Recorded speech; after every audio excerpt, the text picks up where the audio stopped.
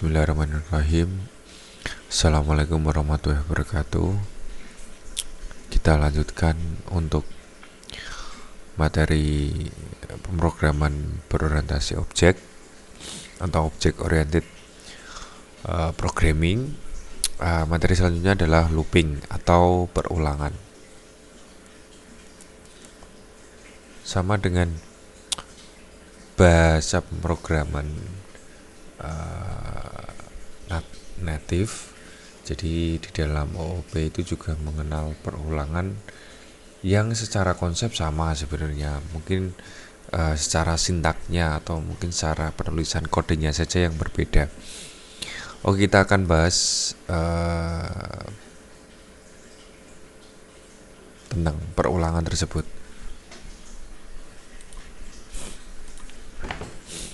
Perulangan atau looping secara umum dibagi menjadi dua, yaitu counted loop atau perulangan dengan jumlah pengulangan tertentu. Yang kedua adalah uncounted loop atau perulangan tanpa jumlah pengulangan tertentu. Jadi secara umum looping sama dengan bahasa pemrograman yang lain itu dibagi menjadi dua, yaitu perulangan dengan jumlah pengulangan tertentu dan tanpa. Jadi ada counted, ada uncounted loop. Dimana counted loop di sini adalah dengan jumlah pengulangan tertentu yang sudah didefinisikan, sedangkan uncounted loop adalah perulangan tanpa jumlah pengulangan tertentu. Jadi tidak didefinisikan atau tidak dideklarasikan di awal. Kira-kira gambarnya seperti ini. Jadi dari sisi macam looping atau perulangan itu dibagi dua, yaitu counted loop dan uncounted loop. Perulangan dengan jumlah tertentu dengan perulangan tanpa jumlah tertentu. Di dalam counted loop di sini itu ada menjadi dua, ada for dan for each. Jadi looping sama seperti yang lain, ada for each. Terus yang uncounted loop di sini ada while dan do while. Jadi tiap perulangan, tiap jenis macam perulangan memang mempunyai karakteristik masing-masing, walaupun sama-sama kategorinya, sama-sama contohnya sama-sama counted loop, penggunaan for dan for each berbeda.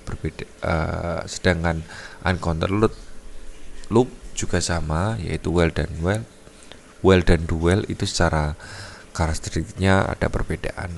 Oke, kita akan bahas yang pertama untuk counted loop atau perulangan dengan jumlah tertentu. Yang pertama ada for. For merupakan perulangan jenis counted loop karena dari awal pendeklarasiannya sudah mendefinisikan jumlah pengulangannya ya. Jadi kita sudah deklarasikan atau kita definisikan. Contohnya seperti ini. For dalam tanda kurung integer hitungan, tipe datanya integer, variabelnya namanya hitungan, itu sama dengan 0. Titik koma hitungan kurang dari sama dengan 10. Titik koma hitungan plus. Jadi di sini di dalam for dengan kategori counted loop di sini variabel hitungan yang bertipe integer awalnya nilainya adalah atau value-nya adalah 0. Setelah itu ada kondisi di mana variabel hitungan yang tadi bertipe integer itu mempunyai kondisi kurang dari sama dengan 10. Kurang dari sama dengan 10. Terus yang ketiga, hitungan, variabel hitungan itu plus berasumsi ditambah 1. Jadi terus kurung buka kurawal dan kurung tutup kurawal. Di sini nanti akan mengeksekusi yang ada di dalam for ini. Contohnya seumpama sistem out print variabel hitungan, maka dia akan mengeksekusi variabel hitungan pertamanya adalah 0, hitungan kurang dari sama dengan 10, apakah 0 kurang dari sama dengan 10? Ya, maka hitungan plus dieksekusi. Angka variabel hitungan sama dengan 1. Terus lanjut, variabel hitungan sama dengan 1, apakah hitungan kurang dari sama dengan 1 dengan 10? Ya, hitungan plus maka 2, maka akan dicetak dan seterusnya sampai dengan 10. Ketika di sini 10, apakah hitungan kurang dari sama dengan 10? Ya, maka akan dicetak dan seterusnya. Nah, untuk konsep for di sini dia termasuk kategori counted loop karena di sini kita sudah mendeklarasikan akhir dari perulangan tersebut. Jadi sudah di awal sudah jelas nih posisi loopingnya. Ini untuk for. Selanjutnya untuk kategori counted loop lagi itu ada for each. For each merupakan pengulangan jenis counted loop yang mempunyai jumlah pengulangan tertentu. Di sini sama dengan for dan digunakan untuk menampilkan isi dari data array. Jadi perbedaan antara for dan for each, kalau for itu variabel yang sudah kita deklarasikan di awal dalam bentuk integer biasanya. Kalau ini biasanya digunakan untuk menampilkan isi dari data array. Formatnya seperti ini. Jadi for dalam kurung integer, tipe datanya integer, item di sini adalah nama variabelnya. Titik 2 data array-nya. Data array-nya apa? Dideklarasikan. Kalau dia mengambil dari variabel lain, maka di sini adalah variabel tersebut. Jika ini data array yang kita deklarasikan sendiri, kita tampilkan di sini. Kurung tutup, terus kurung buka kurawal, kurung tutup kurawal. Di antara kurung buka kurawal dan kurung tutup kurawal di sini adalah eksekusi dari perulangan for each-nya. Nah, mungkin pertanyaannya perbedaannya di mana? Nah, perbedaannya untuk for each memang dia spesialisasinya adalah menampilkan isi data dari data array. Data array itu apa? Ada di materi saya di sebelumnya, silakan Anda pelajari. Ini perbedaan mendasar antara for dan for each yang dimana dia sama-sama dikategorikan dalam counted loop atau perulangan dengan jumlah pengulangannya tertentu. Itu untuk counted loop for each. Selanjutnya adalah uncounted loop. Di sini ada while. While merupakan perulangan jenis uncounted loop yang tidak menjelaskan perulangan dengan jumlah tertentu di awal, beda dengan for dan for each tadi. Konsep while adalah memeriksa kondisi. Jika benar di sini, jika benar baru diulang, jika salah maka berhenti. Nah, untuk while di sini selain dia mempunyai dikategorikan uncounted loop di mana perulangannya tanpa jumlah tertentu, tetapi untuk konsep while di sini adalah memeriksa kondisi dulu. Jika kondisinya bernilai benar atau bernilai true, baru diulang, baru di looping. Jika salah maka berhenti. Sintaksnya seperti ini. Jadi while kondisi dulu, terus baru eksekusi looping dari while. Jadi seumpama di sini kondisi while kondisinya apa? Kondisinya looping sama dengan for, boleh variabel a integer a gitu, integer bilangan kurang dari sama dengan 10. Terus maka di looping sampai dengan bernilai benar. Jika bernilai salah dia akan berhenti, maka dia hampir sama dengan for.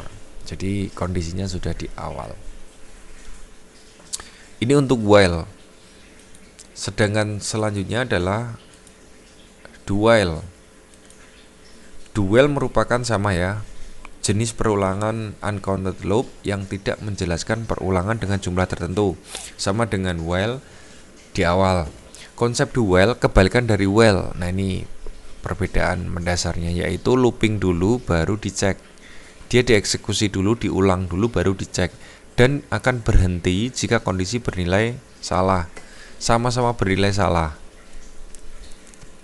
Cuman perbedaan mendasarnya untuk duel itu dia dieksekusi dulu atau di looping dulu baru dicek. Sintaknya kira-kira seperti ini. Maka sintaknya di sini do mengerjakan looping atau melooping, eksekusi loopingnya dalam tanda kurung kurawal ya, di antara tanda kurung kurawal baru di while, baru dikondisikan. Jadi dieksekusi semua variabel bilangan tadi, kembali lagi ke variabel bilangan. Variabel bilangan dieksekusi dulu, variabel bilangan sama dengan 1, while apakah kondisi, semua kondisinya variabel bilangan itu kurang dari sama dengan 10. Ya, di looping lagi ke atas. 2 dieksekusi terus while dan seterusnya. Itu untuk konsep dari do while. Ini sebenarnya untuk perulangan sudah ada di materi saya di pemrograman web 1, sama-sama dengan perulangan, cuman memang konsepnya kita harus pahami. Kembali lagi ke teknik pemrograman, apapun bahasa pemrogramannya, ketika kita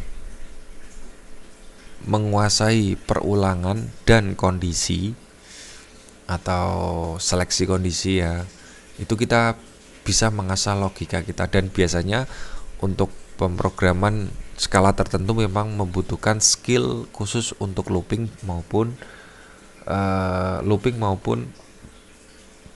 kondisi. Nah, mungkin ada pertanyaan, kapan kita menggunakan uncounted loop atau counted loop? Kapan kita menggunakan itu tergantung kondisi, kembali lagi tergantung kita diposisikan seperti apa. Jika loopingnya kita sudah tahu, jika kondisi berakhirnya kita sudah tahu, maka menggunakan counted loop. Bisa di breakdown lagi, counted loop yang menggunakan data array atau tidak. Kalau tidak berarti menggunakan for. Jika menggunakan data array berarti menggunakan for each. Terus ada kondisi lagi, ternyata jumlah perulangannya belum kita ketahui dari awal nih, berarti kita bisa menggunakan while ataupun do while. Nah, terus dicek lagi kapan kita menggunakan while atau kapan kita menggunakan do while. Ya tergantung kondisi juga. Kira-kira skema perulangannya itu membutuhkan while, dicek dulu baru dieksekusi, atau dieksekusi dulu baru dicek. Nah, ini agak tricky memang dalam pemrograman, karena sekali kita menentukan perulangan yang tidak tepat, itu bisa jadi hasilnya juga tidak tepat, karena pemilihan looping yang pas dengan kondisi tertentu itu akan menentukan apakah pemrograman kita itu valid atau tidak. Mungkin secara benar salahnya mungkin benar, tetapi belum tentu tepat. Karena di dalam pemrograman itu tidak hanya dibutuhkan benar atau salah, tetapi tepat atau tidak. Sudah benar tapi tidak tepat, itu juga kurang pas, karena ketepatan itu nanti akan berhubungan dengan validitas data dan kecepatan akses. Makanya untuk looping ini memang secara konsep sederhana sekali, tetapi secara prakteknya memang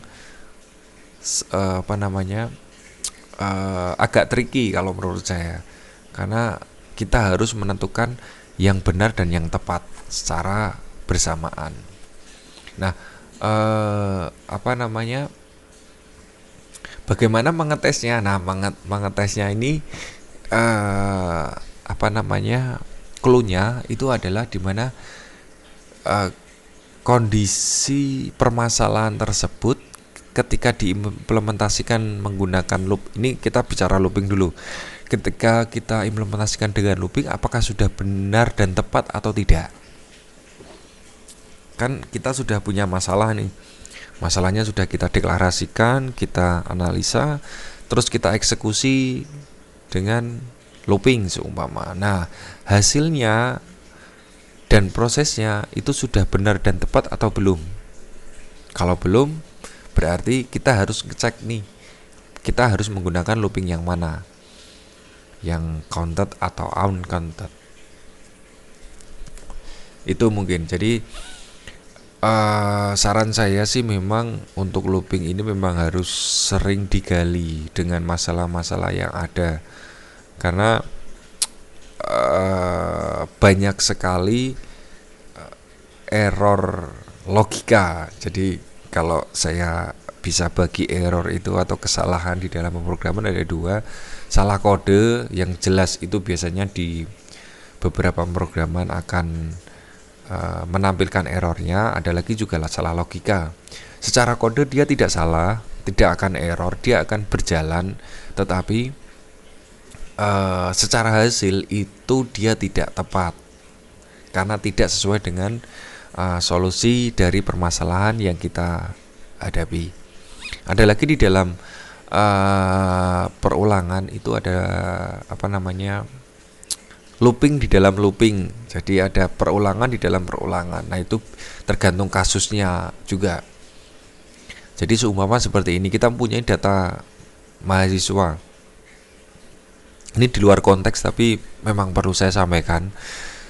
Data mahasiswa.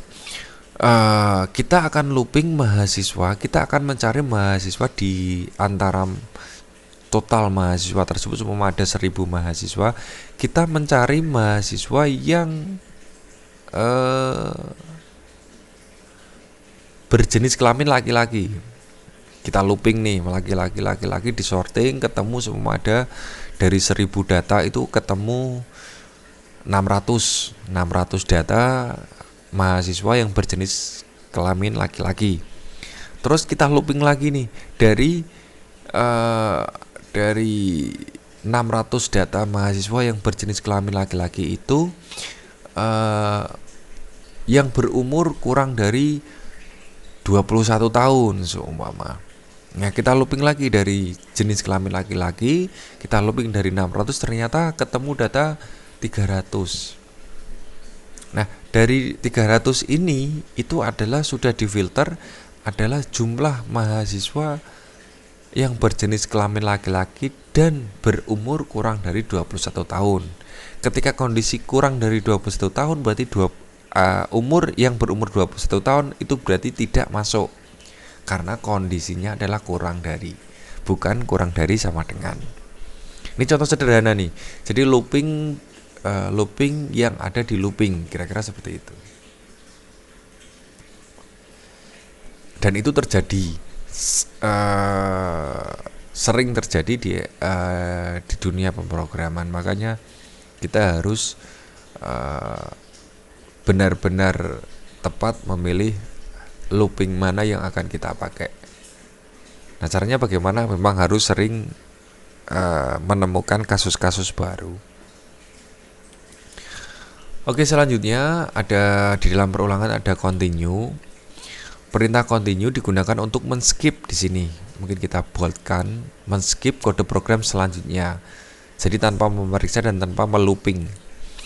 Dalam perulangan continue bisa digunakan sebagai perintah untuk melanjutkan perulangan berikutnya tanpa harus mengeksekusi kode program. Jadi continue di sini berfungsi untuk men-skip looping tertentu di titik tertentu. Jadi continue ini men-skip perulangan tertentu. Jadi biasanya nanti digunakan untuk men-skip sesuatu yang kita tentukan. Kira-kira seperti itu. Itu fungsi dari continue di dalam looping. Terus selanjutnya adalah break. Break di sini adalah perintah yang digunakan untuk menghentikan proses perulangan. Dengan menggunakan perintah break, sisa pengulangan selanjutnya tidak akan dieksekusi. Nah, break di sini bisa dalam arti atau continue sama, itu bisa bisa by otomatis ataupun by manual. Jadi tapi kalau memang untuk perulangan dengan jumlah data tertentu dan kita masih ragu untuk perulangannya, memang kita menggunakan break ataupun menggunakan continue secara paksa, dalam arti biasanya ini untuk testing aja sih, break sama continue. Tapi kalau untuk otomatis itu berarti kita sudah menentukan break ataupun continue itu secara by program atau by system, dimana ketika contohnya break, ketika kita sudah kondisinya salah berarti break sudah diselesaikan, di apa namanya, di stop. Ketika continue berarti di skip. Jika loopingnya tidak sesuai dengan kondisi, maka dia akan di skip. Kira-kira seperti itu untuk break dan continue.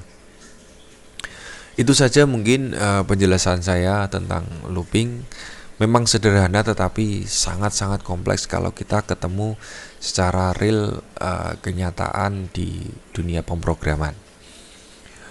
Itu saja mungkin penjelasan saya tentang looping di dalam pemrograman berorientasi objek atau object oriented programming. Semoga bermanfaat. Terima kasih. Saya akhiri. Wassalamualaikum warahmatullahi wabarakatuh.